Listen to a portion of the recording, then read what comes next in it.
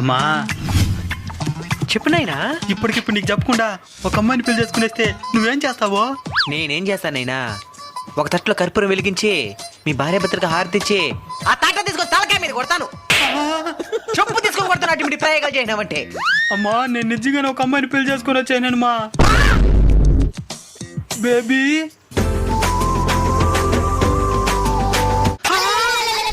నిజంగానే పెళ్లి చేసుకున్నావా? మెల్ల తాను చూస్తేనే తెల్లా, దాని మూడు చూసానే తెల్లా. ఈ దేశం కాదనే ఎవరు తుడుకొచ్చేసే మాట్లాడినావా? బాగున్నావా బేబీ? దాని దగ్గర మాట్లాడరా. దాని దగ్గర మాట్లాడా. ఏం చెప్పి వాళ్ళలో వేసుకునేవి నా కొడుకునా? ఐ లవ్ యూ చెప్పి నా మీద పంచులు.